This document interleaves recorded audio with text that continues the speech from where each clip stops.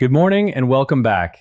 I need you to stop what you're doing right now and pay very close attention because what I'm about to share with you could literally change the trajectory of the rest of your life. Not in a vague someday kind of way, I mean starting today, starting this week. I'm Dr. Miller and welcome to the Dr. Miller Advanced Health Channel, where we take the most current science-backed research in longevity and senior health and translate it into something you can actually use. After more than 2 decades working as a physician specializing in geriatric medicine and longevity research, I have sat across from thousands of patients in their 60s, 70s, and 80s. And I have watched them make the same mistakes over and over again, quietly, without ever being told they were doing anything wrong. Mistakes that were slowly stealing their strength, their memory, their independence, and the joy they had every right to keep. Today, we are changing that. And here is why this matters so deeply. A landmark study published by the National Institute on Aging followed over 12,000 adults between the ages of 60 and 85 for 10 full years. The findings were staggering. The participants who eliminated just 3 specific daily habits were 61% less likely to experience significant physical decline, 47% less likely to develop cognitive impairment, and reported quality of life scores nearly double those of their peers. Double. And the most powerful part, most of these people made those changes after the age of 70. It is never, ever too late. Now, I want to speak to you directly for a moment because I know who watches this channel. You are someone who is paying attention. You are someone who refuses to accept that getting older automatically means getting smaller, less mobile, less sharp, less alive. Maybe you have noticed that your energy is not what it used to be.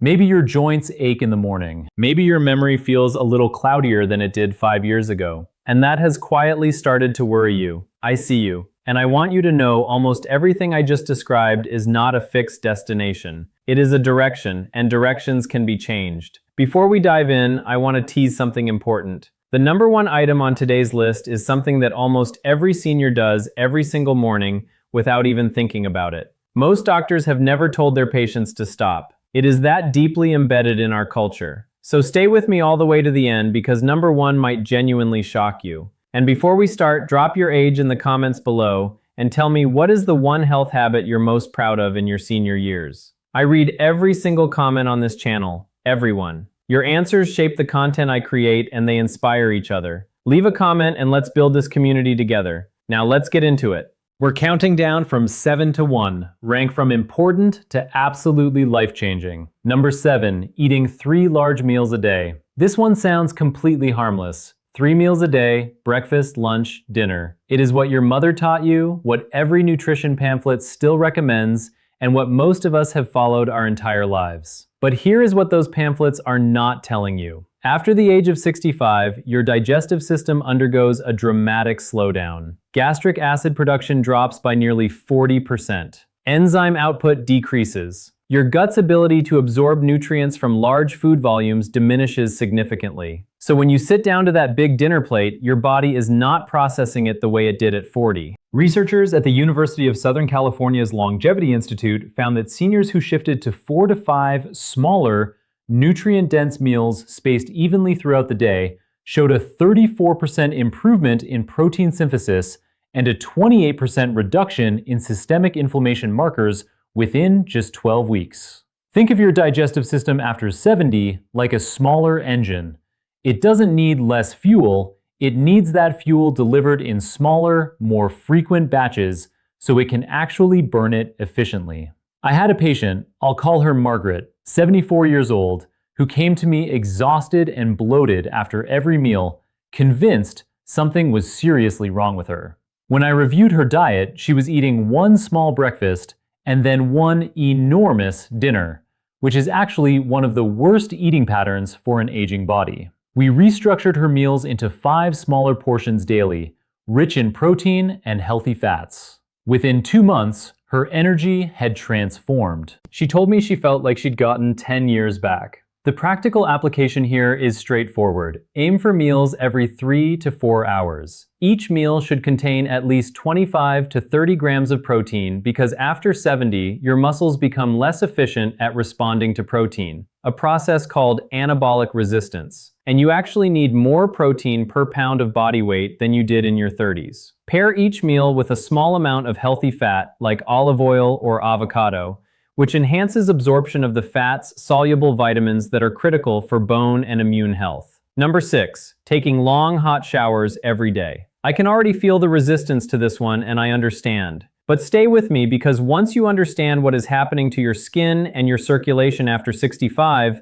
you will never look at your shower the same way again. As we age, our skin produces significantly less natural oil. The sebaceous glands slow down. The skin barrier becomes thinner and more fragile. Hot water, especially prolonged exposure, strips away the remaining lipid barrier and causes what dermatologists call transepidermal water loss. In plain terms, it dries your skin from the inside out. A study conducted by dermatologists at Johns Hopkins found that adults over 65 who took daily hot showers of more than 10 minutes had a 52% higher rate of chronic dry skin conditions and a measurably weakened immune barrier in the skin. But here is the part that concerns me most as a physician. Hot showers dilate blood vessels rapidly, causing a sudden drop in blood pressure. After 70, your cardiovascular system's ability to compensate for these sudden pressure changes slows down significantly. This is one of the most underreported causes of dizziness and falls in the bathroom among seniors. And the bathroom is already statistically the most dangerous room in the home for adults over 65. The solution is simple. Lower the temperature to warm rather than hot. Limit showers to 8 minutes or less. Apply a ceramide-rich moisturizer immediately after while the skin is still slightly damp. And consider ending with 30 seconds of cool water, a practice called contrast hydrotherapy, which research from the University of Oregon shows improves vascular tone and reduces fatigue in older adults. Number 5, avoiding resistance training because of joint pain. This is one of the most dangerous myths I encounter in my practice, and it is costing seniors years of functional independence. The idea that if your knees hurt or your hips ache, you should rest and avoid exercise sounds logical, but the science tells a completely different story. Your muscles and bones exist in a partnership. When muscles weaken, they place more stress on joints, not less. Avoiding resistance training after the age of 65 accelerates a process called sarcopenia, which is the age-related loss of muscle mass. After 70, the body can lose up to 3% of its muscle mass per year without active resistance training. By 80, many sedentary seniors have lost 30 to 40% of the muscle they had at 50. That muscle is what keeps you upright, keeps you from falling, keeps your metabolism functioning, and keeps your bones dense. A groundbreaking study from Tufts University followed adults between the ages of 72 and 98 who engaged in twice-weekly progressive resistance training. After just 10 weeks, participants showed an average 113% increase in strength, improved balance, faster walking speed, and in several cases, reduced joint pain, not increased. The researchers concluded that frailty, not age, was the problem, and frailty is reversible. I worked with a patient, and I'll call him Harold, 81 years old, who came to me convinced his body was falling apart. He had stopped walking more than a block because his knees hurt so badly. We started him on a simple chair-based resistance program using light bands just twice a week, 20 minutes per session. 4 months later, Harold was walking a mile every morning. He told me he had not felt that free in 15 years. Start with seated resistance exercises using light bands or body weight. Focus on large muscle groups, thighs, glutes, and back. And here is a critical synergy tip. Consume a protein-rich meal within 30 minutes of your resistance session. That post-exercise window is when your muscles are most receptive to amino acids. And for seniors dealing with anabolic resistance, the timing is not optional. It is essential. Number 4, relying entirely on reading glasses and skipping vision training. Here is something most eye doctors never tell you. Vision, like muscle, responds to training. The lens of the eye and the ciliary muscles that control it weaken with age, a condition called presbyopia, which is simply the medical term for age-related near vision loss. Most people accept this, get progressively stronger reading glasses, and assume that decline is inevitable. But the ciliary muscles are still muscles. Research published in the journal Scientific Reports from a team at the University of California, Riverside found that just 30 minutes of daily near focusing exercises, combined with adequate lutein and zeaxanthin in the diet, resulted in measurable improvements in reading speed and visual clarity in adults over 60 in a matter of weeks. This will not replace your glasses, but it can slow the progression and reduce your dependency over time. Beyond the lens, your brain's visual processing centers also slow with age. After 70, your contrast sensitivity, your ability to distinguish objects from backgrounds in low light, decreases by up to 27%. This is one of the primary reasons falls happen in dimly lit environments. Training your eyes daily, ensuring adequate zinc and vitamin A intake,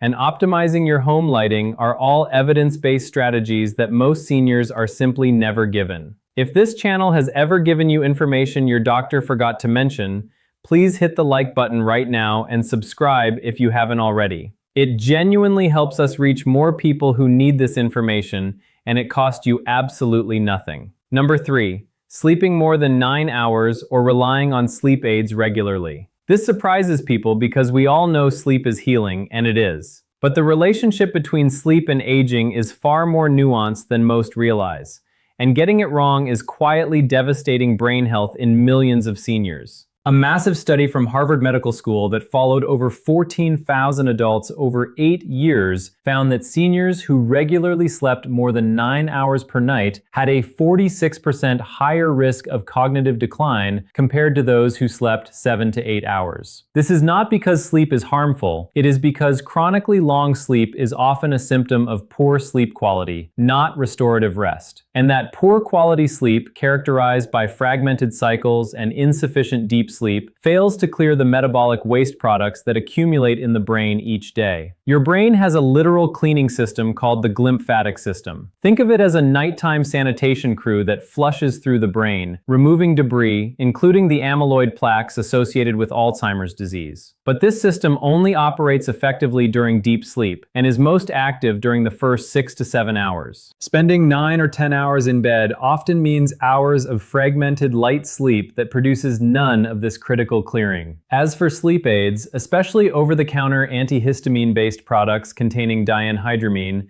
the research is alarming. A study in JAMA Internal Medicine found a significant correlation between regular use of these medications and increased dementia risk. They cross the blood-brain barrier, reduce acetylcholine, the key neurotransmitter for memory, and with repeated use, they can cause lasting changes in brain chemistry. I had a patient, I'll call her Dorothy, 78 years old, who was sleeping 10 hours a night and still waking up exhausted. She had been taking a common sleep aid for 3 years. When we ran cognitive assessments, her scores had been quietly declining. We weaned her off the medication, introduced a strict 7-hour sleep window, added magnesium glycinate before bed, and addressed her sleep environment. Within 4 months, her cognitive scores improved, and she told me the fog she had been living in for years had finally started to lift. If sleep is a struggle, focus on consistent sleep and wake times every single day. Keep your room cool between 65 and 67 degrees Fahrenheit. Avoid screens for 60 minutes before bed. Take 200 to 400 milligrams of magnesium glycinate 30 minutes before sleep, and pair it with chamomile or passion flower tea for a natural synergy that supports GABA, the brain's calming neurotransmitter without the dangerous side effects. Number 2, drinking less water because you feel less thirsty. This may be the most overlooked health crisis among seniors today, and the reason it is so dangerous is precisely because it is invisible. You do not feel it happening. Here is the biology. As we age, the hypothalamus, the part of the brain that regulates thirst, becomes progressively less sensitive. By the age of 70, most adults have a significantly blunted thirst response, meaning you can be clinically dehydrated and feel completely fine. A study published in the European Journal of Clinical Nutrition found that up to 40% of community-dwelling seniors over 70 are chronically mildly dehydrated and have no idea. Even mild chronic dehydration in seniors is linked to a 30% increase in urinary tract infections, a leading cause of sudden cognitive decline and hospitalization in the elderly. It increases the risk of kidney stones, constipation, and dangerous medication concentration in the blood. Since many common medications are water-soluble and rely on adequate hydration to maintain proper blood levels, research from King's College London found that even 1 to 2% dehydration, too small to feel, reduces short-term memory, concentration, and reaction time in older adults by measurable amounts. The target for most seniors is 6 to 8 cups of water per day, consumed consistently throughout the day rather than all at once. Keep a 32-ounce water bottle visible at all times and commit to finishing it twice by the end of the day. Add a small pinch of Himalayan salt or a sugar-free electrolyte supplement to 1 glass daily to improve cellular absorption. Pair this with hydrating foods such as cucumbers, watermelon, and leafy greens, which provide structured water that absorbs more efficiently than plain water alone. And now the moment I promised you. Number 1. The single thing almost every senior does every morning that is quietly eroding their health, their brain, and their independence. That thing is sitting within 30 minutes of waking up. I know you did not see that coming. Here is what the science shows, and it is genuinely remarkable. The human body has what researchers call a cortisol awakening response. In the first 30 to 45 minutes after waking, cortisol, your primary stress and alertness hormone, surges naturally by 50 to 100% above baseline. This is your body's biological alarm clock. It is preparing your cardiovascular system, your brain, and your muscles for the activity of the day. For seniors, this window is one of the most powerful biological events of the entire day. When you sit down immediately after waking, whether in a chair with your coffee, at the breakfast table, or on the couch with the television, you signal your body that the day's physical demands are already over. Research from the University of Queensland, published in the British Journal of Sports Medicine, analyzed activity patterns of over 5,000 adults over 65 and found that those who were sedentary in the first hour after waking had significantly higher rates of metabolic syndrome, cardiovascular events, and cognitive decline over a 5-year follow-up, independent of how much they exercise later in the day. Cortisol during that morning surge is anti-inflammatory. It suppresses joint stiffness. It clears residual sleep-related inflammation from your tissues and primes your muscles for movement. When you sit still through this window, that cortisol circulates without serving its purpose. And chronically misused cortisol is directly linked to increased visceral fat, bone density loss, and impaired immune function. Additionally, research from Maastricht University showed that light physical activity immediately after waking increased muscle protein synthesis rates throughout the entire day in adults over 65, even when the morning movement was gentle and brief. We are talking about a 10-minute slow walk, light stretching, simple standing exercises, gentle movement that wakes the body the way it was designed to be awakened. I want to tell you about a patient I'll call Robert, 77 years old, retired for 12 years. He had settled into a deeply ingrained routine. Wake up, pour coffee, sit in his recliner, watch the morning news for an hour. He told me he had no energy. His joints ached every morning for the first 2 hours.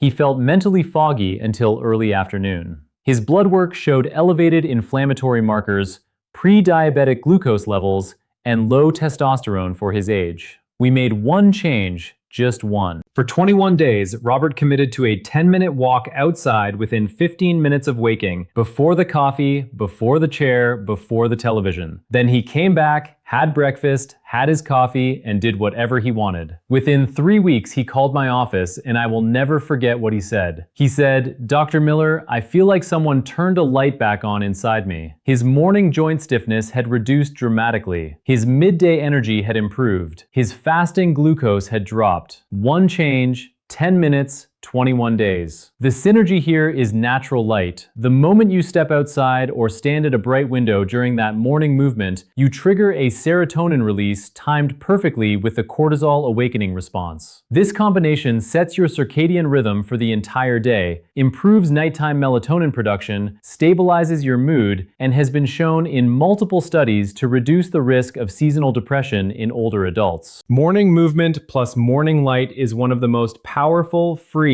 side effect-free interventions in all of longevity medicine, and almost no one is talking about it. All references for the studies mentioned today are linked in the description below, and I encourage you to read them. Now let me bring this home for you, because this is not just about biology and statistics. This is about your life. This is about whether you spend the next decade watching it happen from a chair, or whether you are present, capable, independent, and genuinely alive in every room you walk into. I have watched patients in their late 80s reverse conditions their previous doctors had told them were permanent. I have watched people who could barely walk across a parking lot become daily walkers within months. I have watched cognitive clarity return to people who had begun to feel afraid of their own minds. And in every single case, the turning point was not a medication, not a surgery, not a miracle. It was information. The right information applied consistently. You have that information now. 7 changes that cost nothing, require no prescription, and can begin today. Your body is not betraying you. It is responding to the inputs it is given. Change the inputs, and you will be amazed at what this incredible human body of yours still has the capacity to do. If this video reached you at the right moment, if something here connected with where you are in your life right now, please share it with someone you love who needs to hear it. And if you are not yet subscribed to this channel, this is your invitation. We publish new research-backed content every week, specifically designed for adults over 60 who refuse to accept that decline is inevitable because it is not. Subscribe, turn on the notification bell, and join a community of people who are choosing to live fully at every age. This is Dr. Miller, and I'll see you in the next one. Take care of yourselves.